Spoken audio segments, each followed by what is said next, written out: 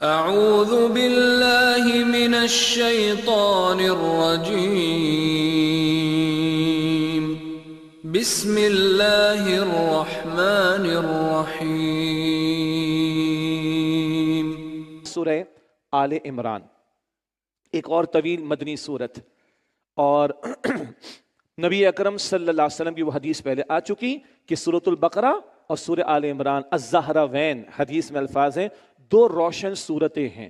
یہ بادل کی شکل میں یا پرندوں کی جھنڈ کی شکل میں سایہ کریں گی اپنے پڑھنے والے کے لیے اور شفاعت کریں گی قیامت کے دن۔ یہ حدیث میں اللہ کے نبی صلی اللہ علیہ وسلم نے اس کی برکتیں اور عظمتیں بیان فرمائی ہیں۔ سورہ البقرہ میں بھی پہلے بنی اسرائیل کا ذکر تھا، پھر ہم سے خطاب نبی علیہ السلام کی امت سے۔ یہاں بھی ایسے ہی ہے، پہلے بنی اسرائیل کا ذکر آئے گا اور پھر ہم نبی علیہ السلام کی امت سے خطاب ہوگا، اور بڑی واضح تقسیم ہے۔ 20 رکوع ہیں، 10 رکوع ان کے یعنی بنی اسرائیل کا بیان اکثر، 10 رکوع ہمارے یعنی نبی علیہ السلام کی امت کا بیان۔ سورہ بنی اسرائیل میں یہود کا ذکر زیادہ تھا، یہاں نصارہ کا ذکر آئے گا۔ سورۃ الفاتحہ میں کیا تھا؟ مغضوب علیہم، تو وہ مغضوب علیہم یہود، ان کا ذکر البقرہ میں زیادہ۔ ضالین کون ہے؟ نصارہ۔ آل عمران میں نصارہ کا ذکر زیادہ آئے گا۔ اور کیا ہے ان دونوں صورتوں میں؟ جوڑے جوڑے کی کیا، یہ پیر کی شکل میں۔ کیا مطلب؟ الف لام میم دونوں صورتوں کے شروع میں ہیں، دونوں صورتوں کے شروع میں قرآن پاک کا ذکر ہے۔ سورۃ البقرہ کے اختتام پر دعائیں آئی ہیں نا، آل عمران کے اختتام پر بھی دعائیں آئیں گی۔ ربنا اننا سمعنا منادیا ینادی للایمان ان آمنوا بربکم فآمنا۔ بڑی مشابہت ہے دونوں صورتوں کے مضامین میں۔ اگلی آخری بات یہ ہے، نجران ایک علاقہ، وہاں سے سن 9 ہجری میں عیسائیوں کا ایک ڈیلیگیشن نبی صلی اللہ علیہ وسلم کے پاس آیا ہے۔ بہت سارے مسیحیت کے ماننے والے اس میں تھے، مگر ان کا چیف پریسٹ بڑا پادری بھی تھا، اور بھی لوگ جو ذمہ دار تھے، 3 بڑے ذمہ دار بھی اس ڈیلیگیشن میں تھے۔ ان کا ڈائلاگ ہوا رسول اللہ علیہ السلام سے، اور انہوں نے حضرت عیسیٰ علیہ السلام کو خدا یا خدا کا بیٹا نہ جانے کیا کچھ غلط عقیدے کو پریزنٹ کیا۔ اللہ تعالیٰ نے حضور کو تقریباً 60 آیات عطا کی جو سورہ آل عمران میں آئیں گی، ہم پڑھیں گے ابھی انشاءاللہ۔ اور ان آیات میں عیسیٰ علیہ السلام کی اصل حیثیت کو بیان کیا گیا، اور نصارہ کو دعوت توحید دی گئی، ان کے غلط عقیدوں کا رد کیا گیا ہے۔ یہ مضامین نجران کا وہ جو ڈیلیگیشن آیا ان کے تعلق سے۔ 2-3 باتیں اور ہیں، وہ جب ہم مطالعہ کریں گے تو تفصیل ہمارے سامنے آتی رہے گی۔ اس تھوڑی سی تمہید کے بعد اب آئیے سورہ آل عمران کا ہم مطالعہ شروع کریں۔ بسم اللہ الرحمن الرحیم، مدنی سورت ہے جیسے کہ ذکر ہوا، 200 آیات ہیں اور 20 رکوع ہیں اس میں۔ الف لام میم، حروف مقطعات، ان کا ترجمہ نہیں کیا جاتا، یہ ایک رائے کے مطابق راز ہے اللہ اور اللہ کے رسول کے درمیان صلی اللہ علیہ وسلم۔ اللہ لا الہ الا ہو، اللہ وہ ہے جس کے سوا کوئی معبود نہیں، الحی القیوم، زندہ ہے، سب کو قائم رکھنے والا ہے۔ نزل علیک الکتاب بالحق مصدقا لما بین یدیہ، اس اللہ نے آپ پر اے نبی علیہ السلام یہ کتاب حق کے ساتھ نازل فرمائی، یہ تصدیق کرنے والی ہے ان کتابوں کی جو اس سے پہلے اتری ہیں۔ وانزل التوراۃ والانجیل، اور اسی اللہ نے تورات اور انجیل نازل فرمائی۔ من قبل ھدی للناس، اس سے پہلے لوگوں کی ہدایت کے لیے۔ وانزل الفرقان، اور اسی اللہ نے فرقان کو نازل فرمایا۔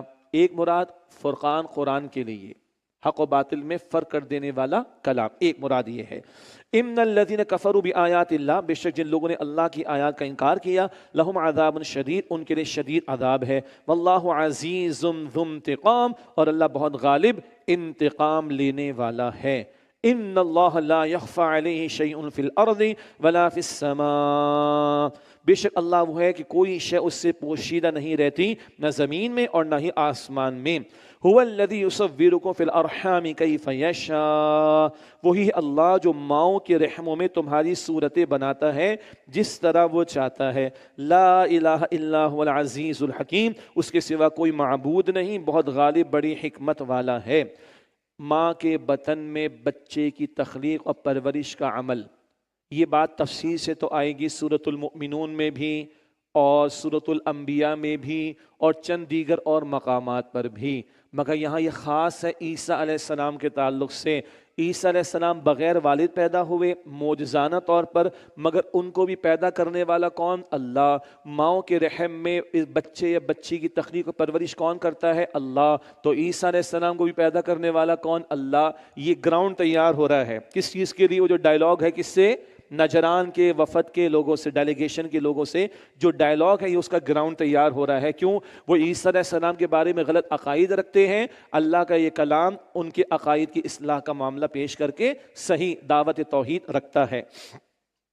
هو الذی انزل علیک الکتاب منہ آیات محکمات، وہی اللہ ہے جس نے آپ پر کتاب نازل فرمائی، اس میں کچھ آیات محکم بالکل واضح ہیں، ہن ام الکتاب، وہی کتاب کی اصل بنیاد ہیں، وَأُخَرُ متشابہات، اور کچھ دوسری آیات ہیں جو متشابہ ہیں جن کے معنی واضح نہیں ہیں۔ جب ہم نے شروع میں تعارف قرآن پر کلام کیا تھا تب بھی یہ گفتگو آئی تھی، دو قسم کی آیات قرآن پاک میں، ایک محکمات واضح ہیں، نماز قائم کرو، زکوٰۃ ادا کرو، حج ادا کرو، روزہ رکھو، ماں باپ کے ساتھ اس سے سلوک کرو، رشتہ داروں کا حق ادا کرو، شراب کو چھوڑ دو، جوئے کو چھوڑ دو، سود کو چھوڑ دو، غیبت کو چھوڑ دو، واضح ہے۔ کچھ آیات ہیں متشابہات، اللہ کی کرسی، اللہ کا چہرہ، اللہ کا ہاتھ، اللہ کی پنڈلی، اللہ اکبر، اللہ نے زمین و آسمان سے خطاب کر کے امانت ان کو دی، کیسے؟ We don't know, we can not understand. تو کچھ آیات متشابہات ہیں، جو محکمات ہیں وہ کلیئر، اور وہ کتاب کی اصل ہیں، ہدایت کے حصول کے لیے جتنی باتیں ضروری وہ سب اس میں آ گئی، ڈوز اینڈ ڈونٹس اللہ کے احکام بھی آ گئے۔ ہاں کچھ متشابہات ہیں، خاموشی اختیار کرو، محکمات کو مان لیا تو متشابہات کو بھی مانو، سارا کچھ تمہیں کلیئر ہو جائے تو پھر کتاب کی ضرورت کیا پڑی؟ اللہ اکبر۔ اب آگے کیا ہے اس بارے میں؟ اچھا، اس میں ایک اور نقطہ، جب عیسیٰ علیہ السلام کے تعلق سے کلام ہوگا نصارہ کے ڈیلیگیشن سے، تو نقطہ کیا ہے؟ اللہ تعالیٰ قرآن میں فرماتا ہے کہ عیسیٰ علیہ السلام اللہ کے بندے ہیں، بات بالکل واضح۔ اللہ تعالیٰ فرماتا ہے کہ عیسیٰ علیہ السلام اللہ کے رسول ہیں، بات بالکل واضح ہے۔ لیکن اللہ تعالیٰ فرماتا ہے کہ عیسیٰ روح اللہ بھی ہیں۔ اللہ اکبر، ہم سمجھ لیں گے بعد میں انشاءاللہ، اس میں بحث کرنے کی کیا ضرورت پڑی؟ اللہ تعالیٰ فرماتے ہیں وہ کلیمت اللہ، اللہ کا کلمہ بھی ہیں، اللہ کے کلمہ کن سے ان کی بھی ولادت ہے، لیکن اس کی کیفیت ہم سمجھ نہیں سکتے۔ تو متشابہ میں کیوں پڑھتے ہو بھائی؟ اللہ کے بندے ہیں مانو، اللہ کے رسول ہیں مانو، محکمات پر ایمان اور اس کے مطابق عمل، اور متشابہات پر کیا رکھو؟ ایمان رکھو، بحث میں نہ پڑھو۔ فَأَمَّا الَّذِينَ فِي قُلُوبِهِمْ زَيْغٌ، تو وہ لوگ جن کے دلوں میں ٹیڑھ ہے، فَيَتَّبِعُونَ مَا تَشَابَهَ مِنْهُ ابْتِغَاءَ الْفِتْنَةِ وَابْتِغَاءَ تَأْوِيلِهِ، تو وہ متشابہ آیات کے پیچھے لگ جاتے ہیں تاکہ ان کے ذریعے کو فتنہ اٹھائیں، اور وَابْتِغَاءَ تَأْوِيلِهِ، اور ان کی تأویل جان سکیں۔ وَمَا يَعْلَمُ تَأْوِيلَهُ إِلَّا اللَّهُ، حالانکہ ان کی حقیقی تأویل اللہ کے سوا کوئی نہیں جانتا۔ محکم کو چھوڑ کے کہاں پڑھتے ہیں پیچھے؟ متشابہات کے۔ یہ آج کل سوشل میڈیا پر بھی آپ کو ملے گا، دین کی واضح باتیں، واضح احکامات پر کوئی ڈیبیٹ نہیں ملے گی۔ آپ مجھے بتا دیں، یہ سوشل میڈیا پر جو رات کو بیٹھ کر دین کی خدمت کے نام پر لوگ بیٹھے ہوئے ہیں، کبھی نماز پر ڈیبیٹ ہوئی ہے؟ ہوئی ہے کبھی؟ نہیں۔ کیوں؟ ادا کرنی ہوگی نا، تو چھوڑنا پڑے گا نا، اور رات کو جلدی سونا پڑے گا تبھی فجر میں اٹھیں گے۔ لیکن چند اختلافی نوعیت کے مسائل یا گہرے مسائل یا کچھ متشابہات کی باتیں رات بھر اس پر بیٹھ کر بحث سے ہو رہی ہیں، یہ کیا کر رہا ہو بھائی؟ یہ ٹیڑھ ہے، اصل میں غلط ہے یہ۔ بہرحال فرمایا کہ وما يعلم تأويله الا اللہ، حالانکہ ان کی حقیقی تأویل اللہ کے سوا کوئی نہیں جانتا۔ والراسخون فی العلم یقولون آمنا به کل من عند ربنا، اور علم میں پختگی رکھنے والے کہتے ہیں ہم ان پر ایمان لائے، کل من عند ربنا، یہ سب کا سب ہمارے رب کی طرف سے ہے۔ حروف مقطعات کا مفہوم سمجھ میں آتا ہے؟ نہیں، ہمارے ایمان ہے، اللہ کے رسول نے بتایا، ختم ہو گئی بات صلی اللہ علیہ وسلم۔ بہت سی متشابہ معاملات سمجھ میں آتی ہیں؟ نہیں، مگر اللہ کے رسول نے بتایا مانتے ہیں۔ محکم واضح ہو چکا تو متشابہ بھی اللہ کی طرف سے مانو۔ علم میں پختگی رکھنے والے یہ کہتے ہیں کل من عند ربنا، یہ سب کا سب ہمارے رب کی طرف سے ہے۔ وما یذکر الا اولو الالباب، اور صرف عقل مند لوگ نصیحت حاصل کرتے ہیں۔ اور اب بڑی پیاری دعا ہے میرے لیے، آپ کے لیے، ہم سب کے لیے بہت قیمتی۔ ربنا لا تزغ قلوبنا، اے ہمارے رب ہمارے دلوں کو ٹیڑھا نہ فرما، بعد اذ ہدیتنا، اس کے بعد کہ تو نے ہمیں ہدایت عطا فرما دی، وہب لنا من لدنک رحمہ، اور ہمیں اپنے پاس سے رحمت عطا فرما۔ ہم بھی دعا کریں دل سے، کچھ لوگ ہیں جو فرسٹ ٹائم قرآن کو ترجمے کے ساتھ پڑھ رہے ہیں، پہلی مرتبہ، اور کچھ 10ویں مرتبہ بھی پڑھ رہے ہیں، تو وہ اور میں بھی ہدایت کے محتاج ہیں۔ مل رہی ہے نا ہدایت، دل مطمئن ہے نا، سکینت کا نزول بھی ہے الحمدللہ۔ تو اللہ ہمارے دلوں کو ٹیڑھا نہ کرنا، اس کے بعد کہ تو نے ہمیں ہدایت عطا فرما دی۔ وَهَبْ لَنَا مِن لَّدُنْكَ رَحْمَةً، اور ہم نے اپنے پاس سے رحمت عطا فرما۔ إِنَّكَ أَنتَ الْوَهَّابُ، بے شک تو ہی بہت عطا فرمانے والا ہے۔ ربنا، اے ہمارے رب، إِنَّكَ جَامِعُ النَّاسِ لِيَوْمٍ لَا رَيْبَ فِيهِ، بے شک تو لوگوں کو جمع فرمانے والا ہے ایک دن جس کے آنے میں کوئی شک نہیں۔ إِنَّ اللَّهَ لَا يُخْلِفُ الْمِيعَادَ، بے شک اللہ اپنے وعدے کے خلاف نہیں کرتا۔ آخرت کا عقیدہ آ گیا، آخرت کی جواب دہی سامنے ہونا، سنیے گا، ذہنی عیاشی میں نہیں پڑے گا آدمی، بحثوں میں لگے گا، بحثوں میں لگے گا، بحثوں میں لگے گا، عمل کی طرف بھی دوڑے گا۔ آخرت سامنے ہو تو ان بحثوں میں پڑے گا یا ان معاملات میں پڑے گا جو عمل سے نجات سے متعلق ہوں۔ اور اگر آخرت سامنے نہ ہو تو ذہنی عیاشی ہے، انٹلیکچوئل ڈیبیٹ ہو رہی ہے جناب، 4 بجے تک ہو رہی ہے، اس کے بعد فجر میں سو رہے ہیں، استغفر اللہ ربی من کل ذنب واتوب الیہ۔ یہ فتنہ ہے یہ۔ اللہ ہم سب کے ایمان اور عقیدے کی حفاظت فرمائے اور آخرت کا یقین عطا فرمائے۔ ان اللہ لا یخلف المیعاد، بے شک اللہ اپنے وعدے کے خلاف نہیں کرتا۔ ان الذین کفروا لم تغنی عنہم اموالہم ولا اولادہم من اللہ شیئا، بے شک وہ لوگ جنہوں نے کفر کیا ان کے مال اور ان کی اولاد ان کے کام نہیں آئیں گے اللہ کے مقابلے میں کچھ بھی۔ وَأُولَٰئِكَ هُمْ وَقُودُ النَّارِ، اور وہی لوگ جہنم کی آگ کا ایندھن ہیں۔ یہ الفاظ ایسے کہ اس میں ایک سے زیادہ تشریحات کے امکانات ہیں۔ ایک، یہ جو نجران کا وفد آیا ہے ان کو رومی سلطنت سے پیسہ ملتا تھا، نذرانے ملتے تھے، مال نہیں بچائے گا تمہیں اگر کفر پر اڑے رہو گے تو، اولاد نہیں تمہارے کام آئے گی اگر کفر پر اڑے رہو گے تو۔ ایک دوسرا، بدر کے بعد یہود نے مسلمانوں کو کہا او ہو ابھی تو مشرکوں سے تمہارا پالا پڑا ہے، مکے والوں سے، بدر میں تو مکے والے آئے تھے نا، ہم سے پالا پڑے گا پتہ چل جائے گا تمہیں۔ تو اللہ فرما رہے ہیں ان کی مال اولاد ان کے کچھ کام نہیں آئیں گے اللہ کے مقابلے میں۔ تو یہ نصارہ کے لیے بھی ہے اور یہ یہود کے لیے بھی ہے اور یہ سارے باطل پرستوں کے لیے کہ ان کا مال اور اولاد ان کو اللہ کے مقابلے میں کچھ فائدہ نہیں دے گا۔ وَأُولَٰئِكَ هُمْ وَقُودُ النَّارِ، اور یہ لوگ جہنم کی آگ کا ایندھن ہیں۔ كَدَأْبِ آلِ فِرْعَوْنَ وَالَّذِينَ مِن قَبْلِهِمْ كَذَّبُوا بِآيَاتِنَا، ان کا وہی حال ہوگا جیسے کہ آل فرعون کا انجام ہوا اور ان لوگوں کا جو ان سے پہلے تھے، انہوں نے ہماری آیتوں کو جھٹلایا۔ پچھلوں کا ذکر ہے۔ فَأَخَذَهُمُ اللَّهُ بِذُنُوبِهِمْ، تو اللہ نے ان کے گناہوں کی وجہ سے انہیں گرفت میں لے لیا۔ واللہ شدید العقاب، اور اللہ سخت سزا دینے والا ہے۔ قل للذین کفروا ستغلبون وتحشرون الی جہنم، اے نبی علیہ السلام آپ فرما دیجئے جن لوگوں نے کفر کیا ان سے، ان قریب تم مغلوب کیے جاؤ گے اور جہنم کی طرف جمع کیے جاؤ گے۔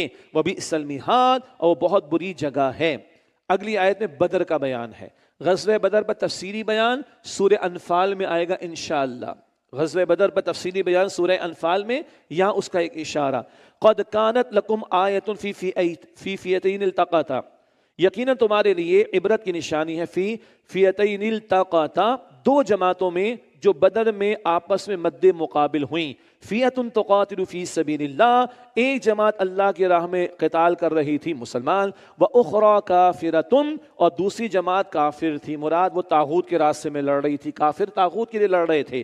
یرونہم مثلیہم رأی العین، وہ انہیں اپنی آنکھوں سے اپنے سے دگنا دیکھ رہے تھے۔ سبحان اللہ، اپنی آنکھوں سے دگنا۔ مسلمان تو تھے 313 اور کفار 1000، تو بٹ نیچر مسلمانوں کے سامنے تو کفار زیادہ تھے۔ اللہ بتا رہا ہے کہ کافر بھی مسلمانوں کو کیسے نظر آئے؟ دگنے۔ کیوں؟ تاکہ ان کے اندر روب پیدا ہو جائے۔ کافروں نے مسلمانوں کو اپنے سے دگنا دیکھا، روب پیدا ہوا، بزدلی آ گئی اور 70 مشرک قتل ہوئے بدر میں، اس کا اشارہ۔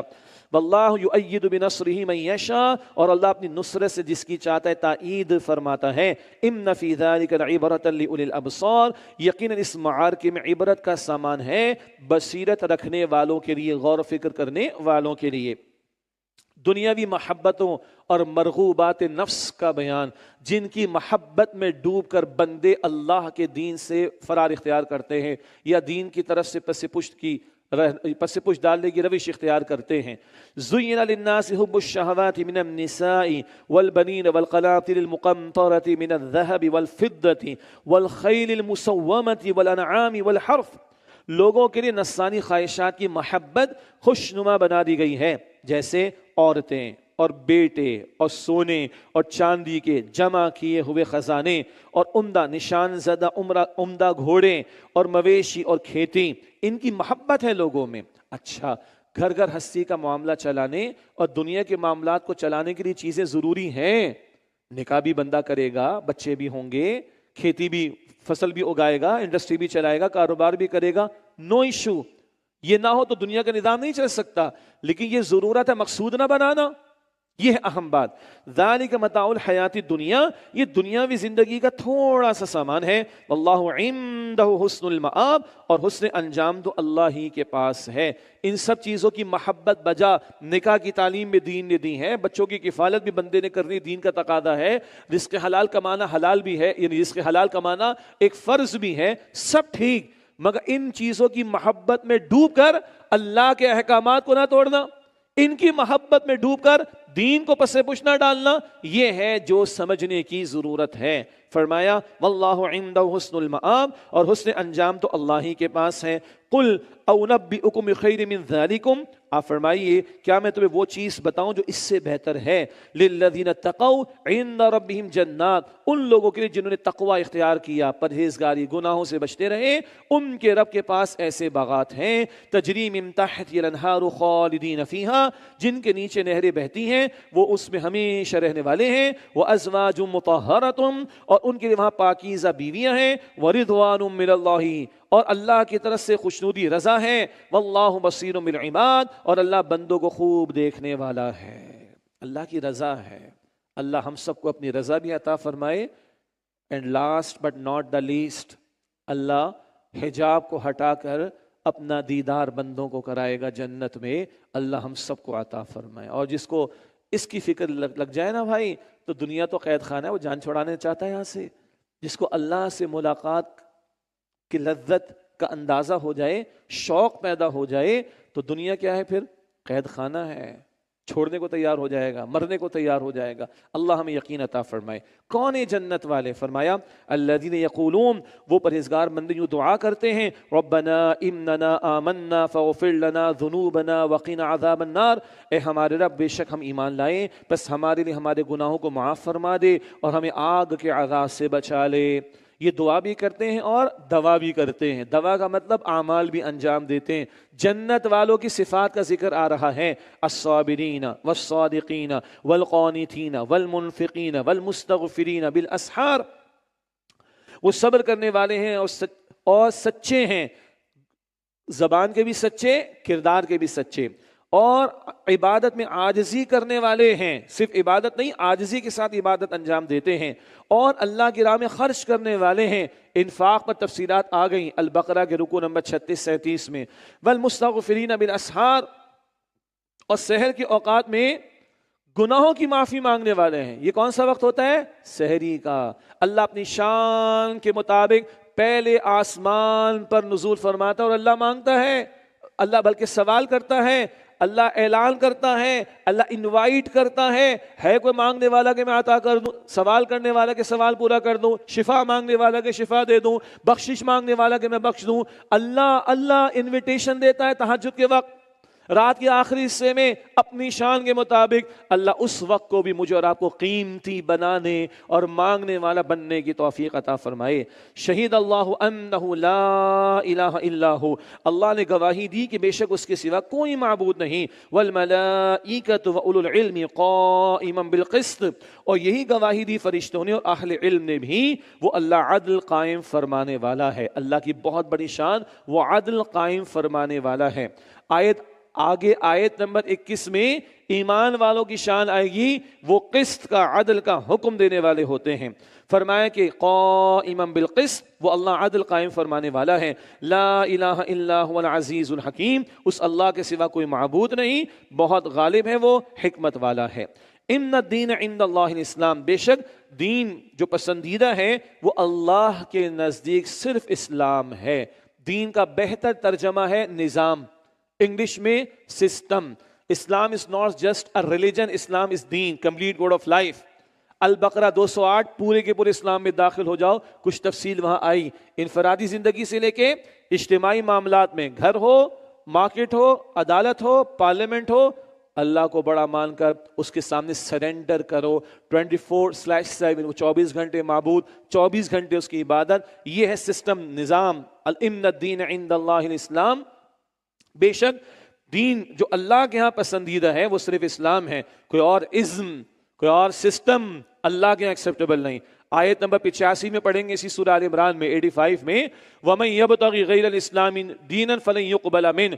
جو اسلام کو چھوڑ کر کوئی اور دین اختیار کرے گا وہ ہرگز اللہ کے اس سے قبول نہیں ہوگا. وَمَا اخْتَلَفَ الَّذِينَ أُوتُوا الْكِتَابَ إِلَّا مِن بَعْدِ مَا جَاءَهُمُ الْعِلْمُ بَغْيًا بَيْنَهُمْ. اور جنہیں کتاب دی گئی تھی انہوں نے اختلاف کیا ان کے پاس علم آ جانے کے بعد آپس کی ضد کی وجہ سے. یہ موضوع البقرہ میں آتا رہا. تکبر، تعصب، حسد، ضد کی وجہ سے حق کو جھٹلایا. وَمَن يَكْفُرْ بِآيَاتِ اللَّهِ. اور جو اللہ کی آیات کا انکار کرے فَإِنَّ اللَّهَ سَرِيعُ الْحِسَابِ. تو بے شک اللہ بہت جلد حساب لینے والا ہے. اللہ ہم سب کے حساب کو آسان فرمائے. فَإِنْ حَاجُّوكَ فَقُلْ أَسْلَمْتُ وَجْهِيَ لِلَّهِ وَمَنِ اتَّبَعَنِ. پھر اگر اے نبی علیہ السلام اگر یہ لوگ آپ سے جھگڑا کریں تو فرما دیجئے کہ میں نے تو اپنا چہرہ اللہ کے حضور جھکا دیا ہے، اور جنہوں نے میری پیروی کی انہوں نے بھی اپنے آپ کو اللہ کے سامنے جھکا دیا. وَقُلْ لِلَّذِينَ أُوتُوا الْكِتَابَ وَالْأُمِّيِّينَ أَأَسْلَمْتُمْ. اور جنہیں کتاب دی گئی ہے آپ ان سے فرما دیجئے، یعنی اہل کتاب یہود و نصارہ، اور ان سے بھی جو ان پڑھ ہیں یعنی مشرکین، فرما دیجئے کیا تم بھی اسلام لاتے ہو؟ فَإِنْ أَسْلَمُوا فَقَدِ اهْتَدَوْا. پھر اگر وہ اسلام لے آئیں. اب اسلام کیا ہے؟ محمد مصطفیٰ صلی اللہ علیہ وسلم پر ایمان لانا اور ان کو اللہ کا آخری رسول ماننا اور ان کی دی ہوئی ہر خبر پر ایمان رکھنا. فَإِنْ أَسْلَمُوا. پھر اگر وہ اسلام لے آئیں فَقَدِ اهْتَدَوْا تو وہ ہدایت پا جائیں گے. وَإِن تَوَلَّوْا. اور اگر وہ منہ موڑ لیں فَإِنَّمَا عَلَيْكَ الْبَلَاغُ. تو آپ علیہ السلام کے ذمے تو بے شک پیغام کے پہنچا دینے کی ہی ذمہ داری ہے. واللہ بصیر بالعباد. اور اللہ سبحانہ و تعالی بندوں کو خوب دیکھنے والا ہے. اللہ مجھے آپ کو ہم سب کو دیکھ رہا ہے. اللہ ہمیں اس کا یقین عطا فرمائے اور ہمیں ہمارے اعمال کی اصلاح کی توفیق عطا فرمائے. اللہ ہم سب کو جہنم سے آزادی دے اور اللہ ہم سب کو جنت الفردوس عطا فرمائے. وآخر دعوانا ان الحمد للہ رب العالمین.